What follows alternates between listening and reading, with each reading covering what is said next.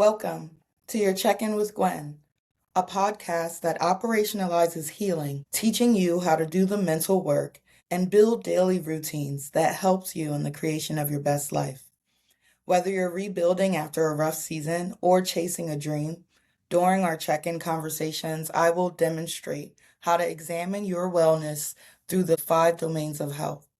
I'm your host, Gwendolyn McLemore, and I'm very grateful that you're here. Settle in, take a breath, and land as I guide us towards a path of healing gratitude. Welcome back. New hair. Let's get it out the way. This will happen. It will happen every few weeks, and the sunnier it gets, the more whimsical I feel. Who knows who's going to pop up in front of you? And so, welcome back. I am very excited. Today's talk will be inspired by safety. And so let's get into it.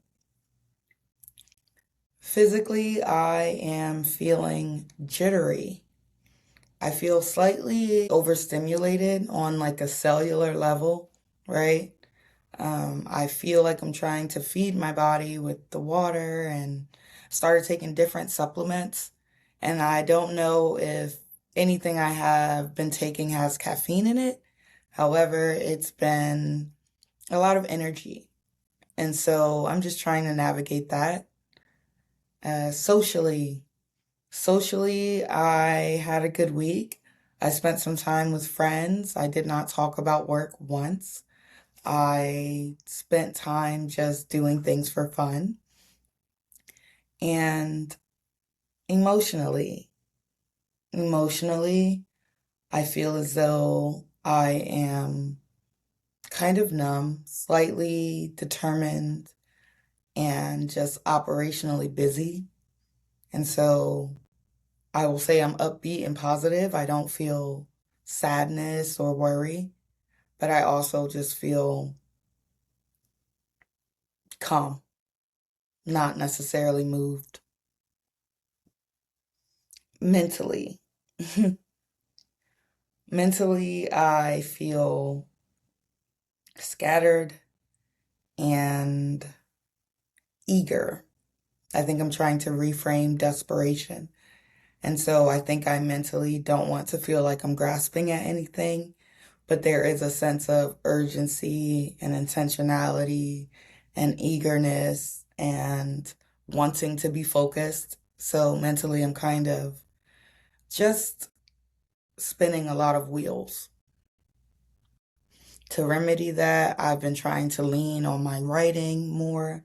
And what I mean by that is writing down my task, utilizing my calendars, writing text messages and little sticky notes to myself, just trying to take some of the mental pressure out of my brain and just make it exist physically in the world. And spiritually, which will be the theme of the episode, spiritually, I am feeling protected and safe and grateful. I feel really grateful. And we will dive into that. I know the episodes so far, I've been like, oh yeah, we'll talk about it one day. We'll talk about spirituality one day. And so today is going to be that day. We're going to dive into some things. And so welcome. I hope that check-in made sense. I give myself a solid 8.2. I am trying to make the check-in slightly shorter, so hopefully that was easier to follow. Please share your own check-in in the messages below. If you find that these episodes have been helpful, please share this podcast with your friends, with a loved one, with a stranger, an enemy. Make them better. And just keep helping me get this message of gratitude out to the world. And so today's episode is called From the Car to the Front Door. And what I mean by that is that this is an episode about practices to promote safety within yourself and within your spiritual presence. This episode is about practicing boundaries. and building spiritual hygiene practices. Before we dive into it, I will share some things about myself and what I believe in.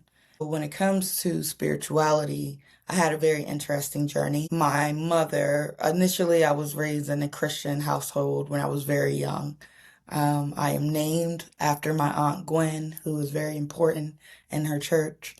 And I had a strong Christian foundational knowledge.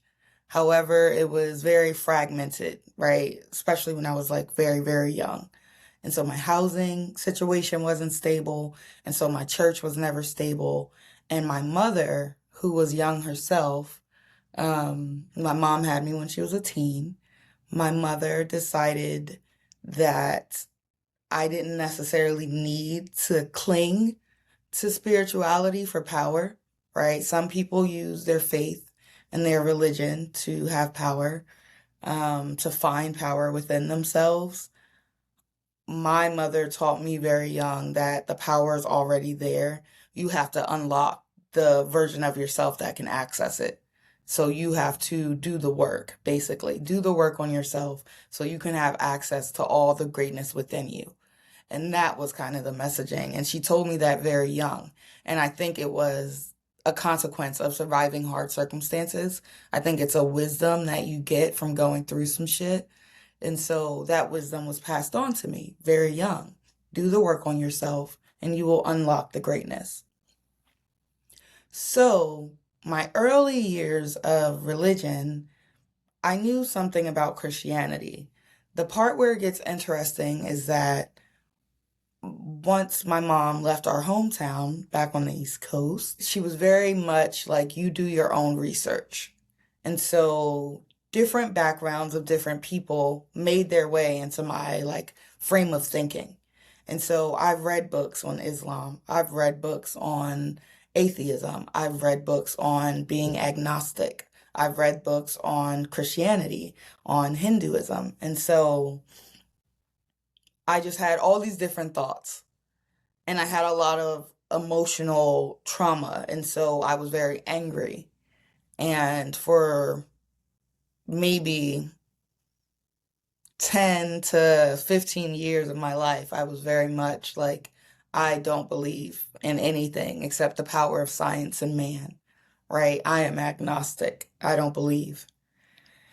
And that is a very interesting stance to take because once you start to think about social history and context and what is a fact and where science and evidence comes from, there's so much racism and other stuff built into it that you have to know that your base of knowledge, especially as an American, your base of knowledge is very skewed versus the rest of humanity. So, in my early 20s and my late 20s, I started to get into astrology, right? I went through this phase of not believing in anything and then learning more about the world and the ways of the society that I grew up.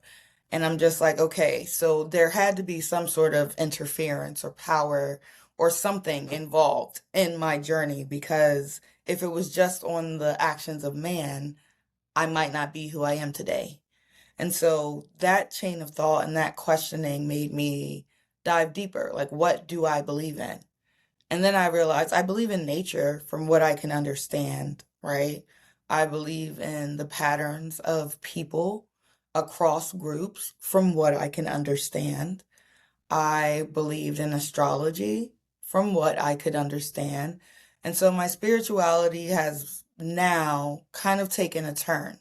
And I started to want to learn about different cultures, non-American cultures, right? I started to learn more about Santeria. I started to learn more about the Orishas. And I am by no means a master's, right? In any capacity. I am not studied enough to feel comfortable to teach anyone about those topics. I feel like I am very much a student of faith and philosophy. I don't really know that much. That's how I feel. Um, However, I know things that have given me practices, whether I want to call them coping skills, whether I want to call them soothing skills. My spirituality has given me practices that make me feel safer in my body and in my existence. And so, yes, I'm a crystal girly. Yes, I believe in astrology. Yes, I believe in human design. Yes, I believe in I Ching. I believe in several different things. I do believe some components of Wicca, um, some components of Buddhism. And so I feel as though religion and faith and belief in something bigger than your own existence and your own story is very safe and okay. And if you don't have something you believe in outside of your experience and your own stories, I want to say that that's okay too. I've been there for a very long time. And I think each of them serve a purpose. But I find that having faith in something external other than myself, it gives me a place to find hope. And so when I'm feeling down, when I'm feeling not proud of myself, when I'm feeling lost on my capabilities, having something to believe in other than myself gives me hope that I don't have to come up with all of the answers to my life because that's impossible, right? You can't come up with all of the answers to your life. And so when it comes to spirituality, that is my stance. I am just a believer in the magic of the universe. And I think that that magic shows up in people. I think it shows up in coincidences. I think it shows up in nature. I just think that there is magic in the fact that we are all alive at the same time right now. And depending on where that leads me in the world, I build practices to match that. And so today I wanted to talk about some of these spiritual hygiene practices that I feel keep me safe.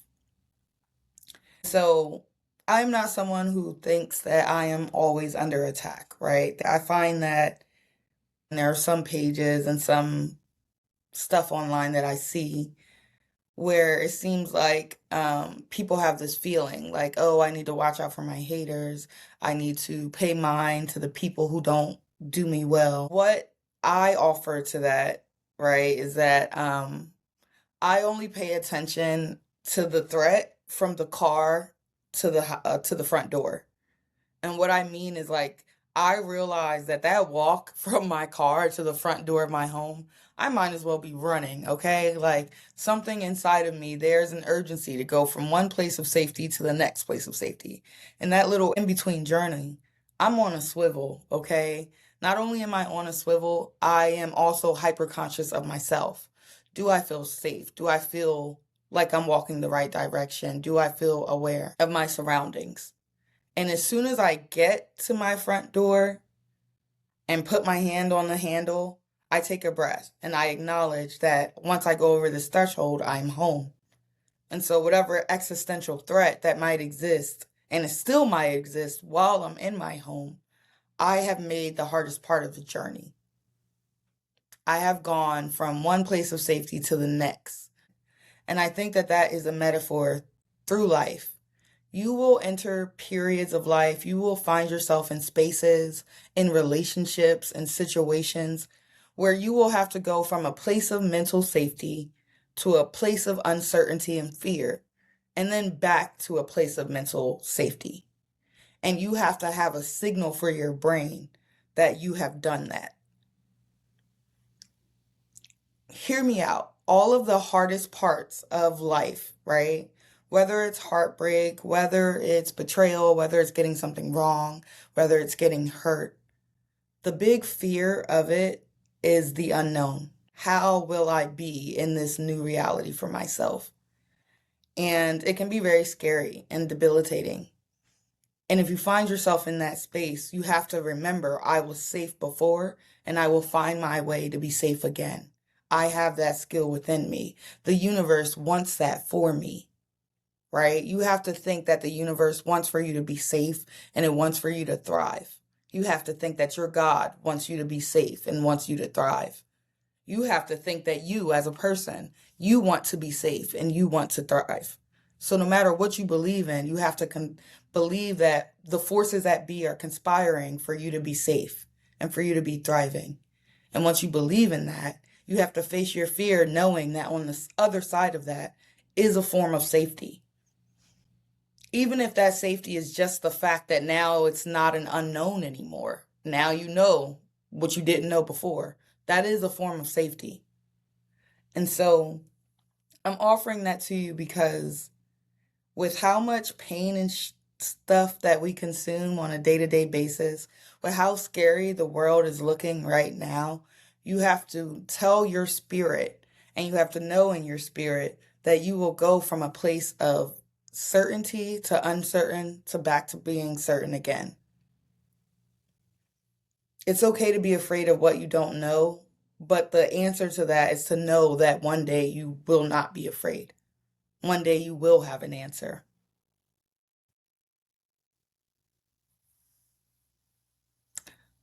Some small practices that keep me safe as well is that I make sure I wash my hands after people I meet. I don't wear my shoes inside of my home. If someone is hesitant to invite me somewhere, I don't try to force myself into their plans. If someone has canceled plans multiple times, you do not continue to invite because I find that that's inviting trouble. There are so many different spiritual tips, right?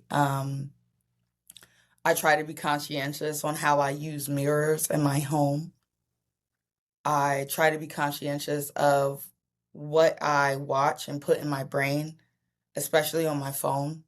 I try to curate my algorithm so it's not showing me scary things. It's not showing me things that make me feel uncertain. Some other spiritual practices can be journaling, it can be tarot, it can be praying. I think that praying is one of the most underutilized tools of gratitude. You can pray to a moment, you can pray to an outcome, you can pray to yourself, you can pray to God. I think a prayer is one of the ways that you take something from inside of your mind and inside of your heart, and then you make it exist in the world. And so when you pray for things, I think that there is an energy behind your words, and I think that it has power, and I think you can really manifest some things for yourself. And so that's positive and negative, or safe and unsafe. I try to be very conscientious about what I'm praying to. I think having spiritual practices is one of my strongest tips regarding building a life of gratitude and a life that feels good to you. You have to find out, like, if you want to worship flowers, if you want to worship your pet, if you want to worship, I don't know, something silly, it's okay, right? Like if I'm coaching someone in terms of recovery from like substances, that's one of the things we talk about is having something to believe in, having something to pray to. So whether you're praying to skateboarding, whether you're praying to your hobbies, all of it has power as long as it keeps you grounded in the version of yourself that you want to be. And so I will leave you off with this to ponder. What spiritual practices am I currently engaging in? And then what can I bring into my life? What will bring me peace? Is it lighting a candle? Is it saying a prayer? Is it saying a mantra? There are so many options, but you need to practice your spiritual hygiene. And you only need to be on alert from the car to the front door. After that, you have to realize that you're safe. Same thing with your spirit. I am sending you love, light, and gratitude for spending some time with me. Remember to check in with yourself and to be gentle while doing so. Check in with your loved ones and a stranger. I'll be here to check in with you next week. With gratitude always, Gwen.